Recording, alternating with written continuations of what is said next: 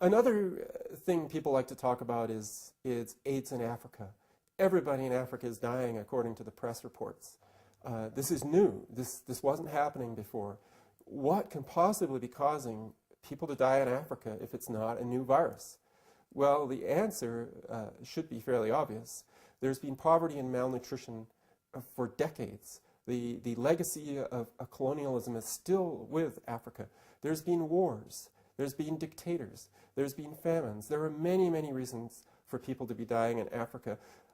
But probably the biggest reason for people to die of AIDS in Africa is because the definition of AIDS in Africa is totally and utterly different than what's used in richer countries. According to the World Health Organization, they have a definition called the Bangui definition of AIDS. And if you have 3 of the following 4 symptoms, persistent cough, persistent fever,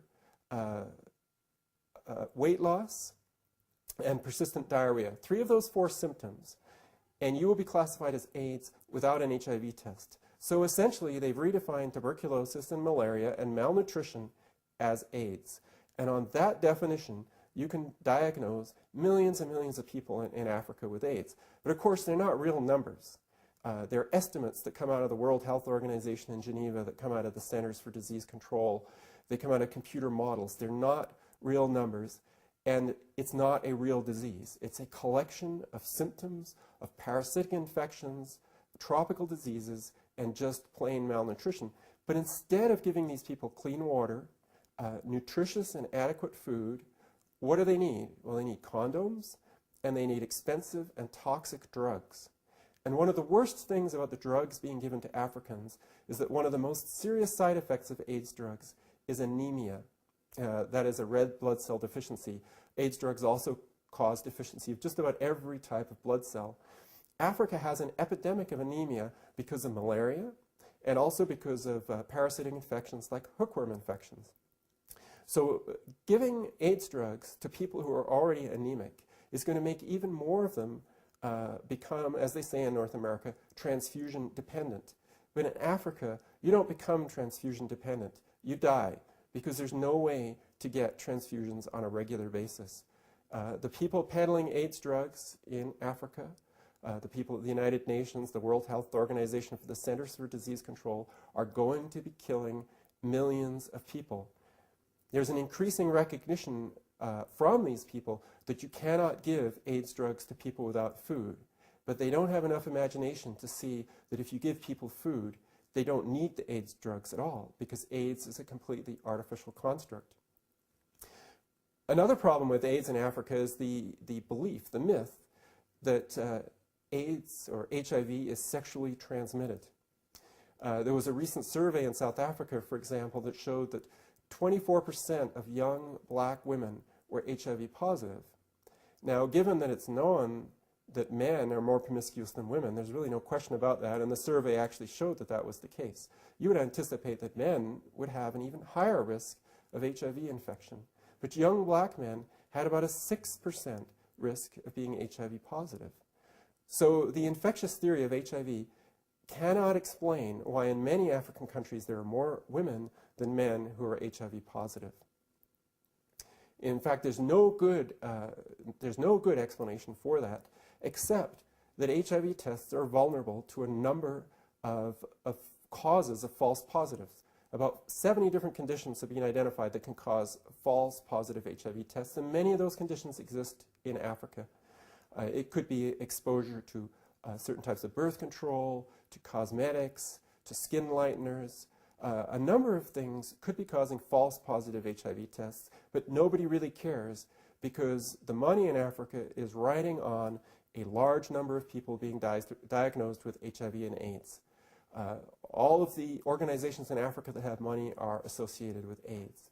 The organizations that drill wells, that help farmers feed themselves, and things like that, that's old-fashioned. Nobody wants to be involved with that. Everybody wants to be flying over, driving trucks around, teach people about safe sex and deliver condoms to villages or get everybody on drugs. There's been a considerable amount of work done on the whole issue of AIDS in Africa and the belief that it is a sexually transmitted epidemic.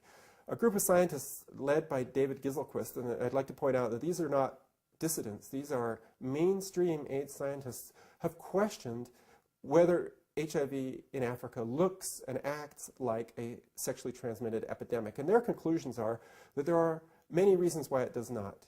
There are babies who are HIV positive from HIV negative mothers.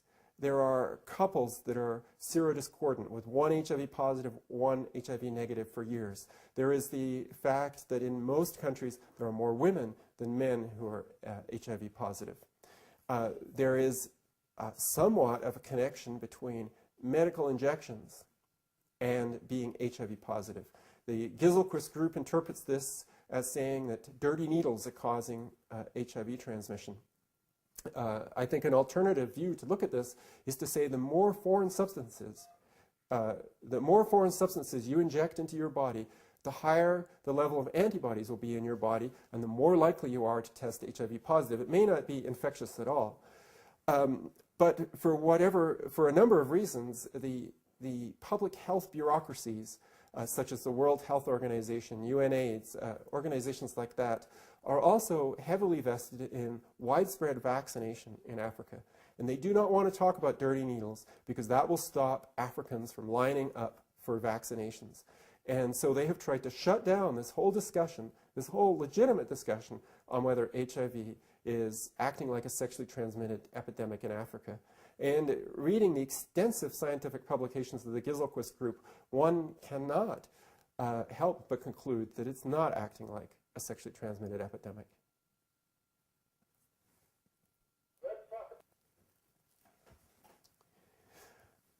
Okay. There have been a number of incredibly interesting studies that give a lot of evidence, that show a lot of evidence that HIV is not a sexually transmitted epidemic. I think one of the best was the Padian study, which was published in 1997.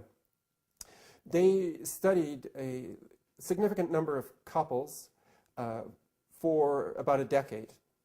Some of those couples were serodiscordant.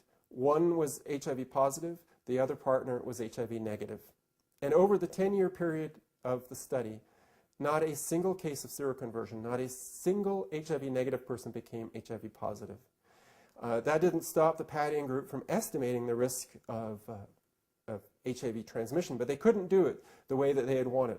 They wanted to actually view HIV transmissions occurring, and they couldn't do that. So through a number of rather questionable assumptions, they came up with an estimate anyway. There are a number of studies on the wives of hemophiliacs, and most of them are HIV negative. There are many serodiscordant couples. One of the most famous such couples is Christine Majori and her husband Robin Scovel. They have been together for 10 years. She has been positive for most of that time, although some of her tests have been negative and indeterminate. Robin Scovel is still HIV negative. How can one partner in a monogamous relationship remain HIV negative for so long in the face of unprotected sex? One of the tactics of the establishment is always to try to personalize their enemy as a single person. And in many cases, that single person has been Dr. Peter Duesberg. They have said, here is a one isolated, discredited scientist. Nobody believes him anymore. He was wrong. He won't admit it. We don't know what's wrong with him. He was once a great scientist. This is what they will say. What they don't tell you is there are actually thousands of scientists who have questioned the connection between HIV and AIDS.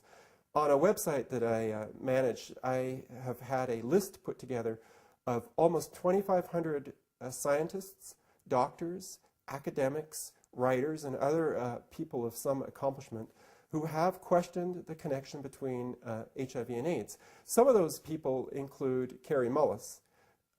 He won the Nobel Prize for Chemistry in 1993 for inventing the polymerase chain reaction. PCR is what's used in the viral load test. Does Kary Mullis, the Nobel laureate, believe in the viral load test? No.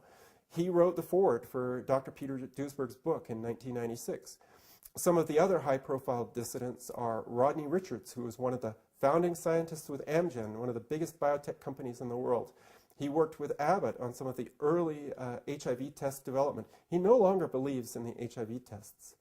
Another group of scientists who are very important are what is known as the Perth Group, a group of scientists originally all in Perth, Australia, but the group has expanded a little bit since then. These are the first scientists to really delve into the accuracy of HIV tests.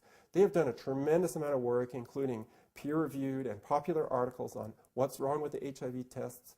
What does validation of an HIV test mean? The medical establishment has put all their eggs into one basket, and this basket is the infectious theory of HIV and AIDS.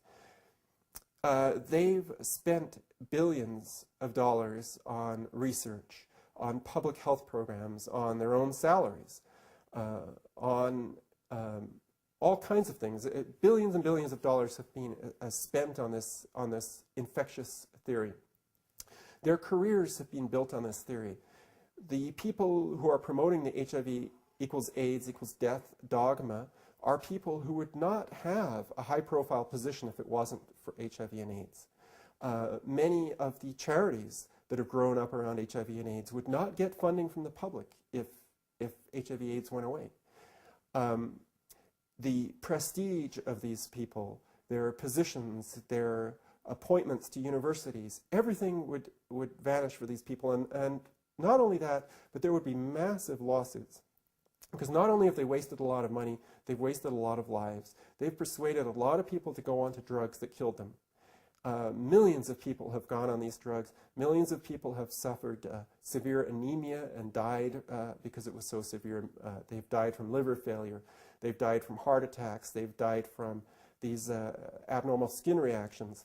Millions of people have died, and if those people went into court, basically the entire medical industrial complex would be bankrupt. Every drug company that had anything to do with HIV and AIDS, which is the majority of them, would be bankrupt within a couple of years. They could not afford to pay the damage that they have done.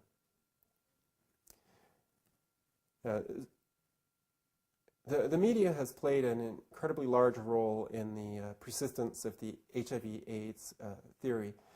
Peter Duesberg relates many situations where he was invited to be interviewed by major news outlets, and it was canceled at the last minute. And instead of Peter Duesberg, viewers would have seen Tony Fauci from the National Institute of Health, or one of the other big mainstream AIDS advocates. The media has a really big problem, and I think it stems from the fact that most journalists are not really highly educated in science. So they have a bit of an inferiority complex. So when they go up against somebody who's running, a top AIDS research establishment, and that person is yelling and saying these people are dangerous and they should not even be on the air, because if you let Peter Duesberg or the Perth Group or Rodney Richards talk, it's dangerous and people are going to die. The media is easily intimidated by those kinds of things. So they have played a big role. It takes a lot of courage to stand up and say, this is wrong, I'm going to report the truth. And the truth is that if you're a journalist who says, I'm going to report the truth in today's market where a few very powerful people control the media outlets in most countries, you'll lose your job. So the media, many of them are kind of caught. If they know the truth, they can't tell it. If they do tell it, they lose their job, and then they can't tell it because they're no longer a member of the media. Another set of organizations that have played a huge role in AIDS are the AIDS activists and groups. This started amongst the gay community when they said, we want drugs to cure this viral infection. They did not want to deal with the drug abuse epidemic within their own population. It was an abuse of many drugs, but mostly inhalant nitrate poppers.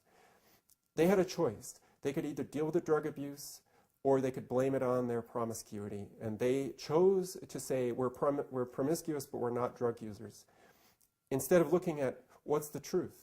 The truth is that they were using dangerous drugs and that their promiscuity was not really such a big problem. But these groups managed to shut off the whole discussion of drug use amongst gay men. And of course, we know that IV drug users are obviously using drugs as well. But amongst the gay community, the issue of are these drugs dangerous was not allowed to be discussed. And if somebody outside the community tried to discuss it, they were accused of being homophobic. So the leaders of the gay community have played a large role in maintaining the viral epidemic theory and in maintaining the fiction that drugs were the only solution for AIDS.